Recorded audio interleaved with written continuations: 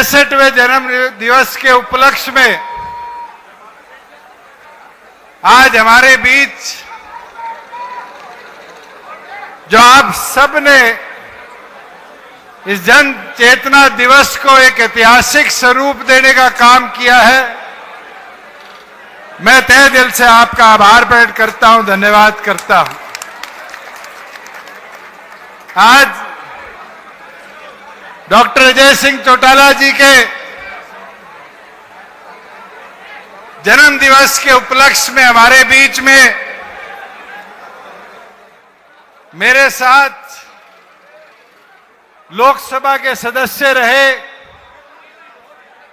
और आज भी देश के सबसे बड़ी पंचायत के अंदर समाजवादी पार्टी का नेतृत्व कर रहे भाई धर्मेंद्र यादव जी, लोकसभा के अंदर सांसद मलिक साहब, पूर्व में पंजाब के वित्त मंत्री रहे परमिंदर ढींडसा जी, पूर्व में पंजाब के मंत्री रहे सुच्चा सिंह जी, बहुत ही मेहनती हमारे पार्टी के प्रदेश के अध्यक्ष आदरणीय ब्रिज शर्मा जी, मंच का संचालन कर रहे और पार्टी की युवा इकाई का नेतृत्व कर रहे अजीज दिग्विजय सिंह जी, भाई अमरजीत डांडा जी, हमारे राजस्थान के अध्यक्ष पृथ्वी मील जी, दिल्ली के अध्यक्ष दिनेश डागर जी, हमारे पंजाब के अध्यक्ष संदीप न्योल जी, जिला हासी के अध्यक्ष भाई अमित बुरा जी, भाई अनिल जी, मंच पर बैठे पार्टी के तमाम वरिष्ठ पदाधिकारीगण और हरियाणा के अलग अलग कोणों से आए मेरे बुजुर्गों, युवा साथियों, पहले तो मैं आप सबका आभार प्रकट करूंगा कि 7 दिसंबर से लेकर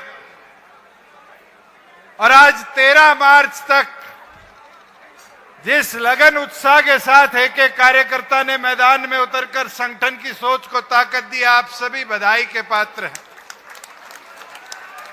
और आपकी मेहनत है जिसने प्रदेश के अंदर आज चर्चा का दौर दोबारा शुरू कर दिया। यह आप सबकी मेहनत है कि आज जनता को यह विश्वास हो गया कि जो कार्य आपने सरकार में रहकर किए थे उन कार्यों से प्रदेश प्रगति के पथ पर चला था। धर्मेंद्र जी अभी कह रहे थे हार जीत चलती रहती है।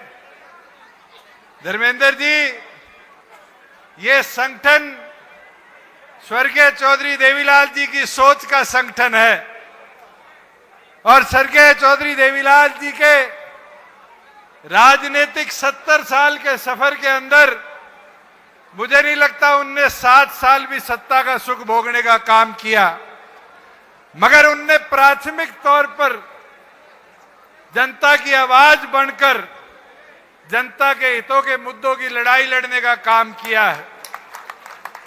और मैं इतना कह सकता हूं उन विरोधियों के लिए कि जो वहम विरोधियों के मन में है वो वहम निकाल दे। चाबी का दौर ना गया है, ना आने वाले भविष्य में कार्यकर्ता जाने देंगे। साथियों, आज देश की परिस्थिति क्या बोलती है?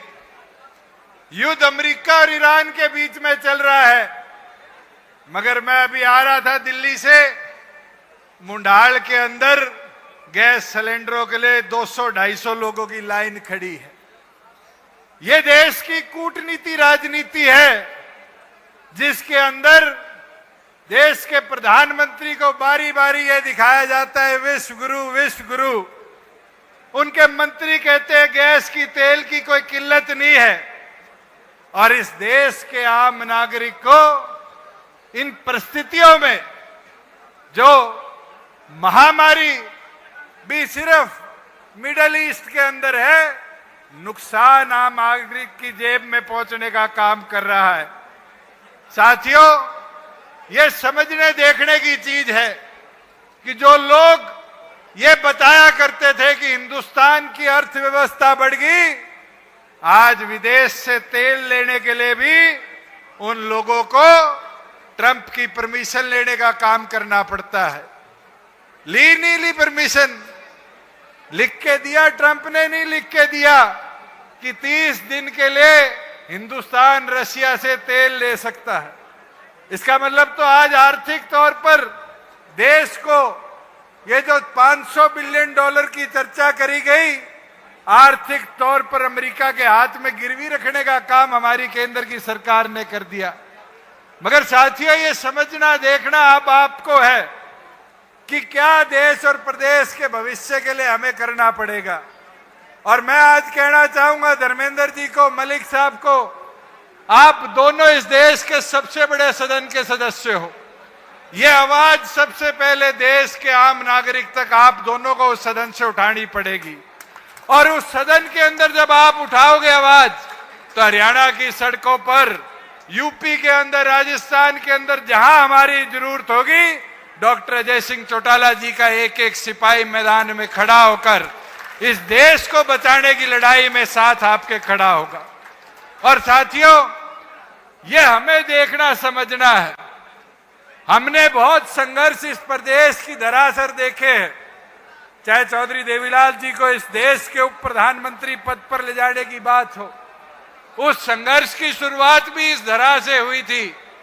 और चाहे बड़े बड़े आंदोलन आए हो, हमें भी उन आंदोलनों की मार झेलनी पड़ी। मगर राजनीतिक तौर पर आज हम अनाज मंडी के अंदर खड़े हैं।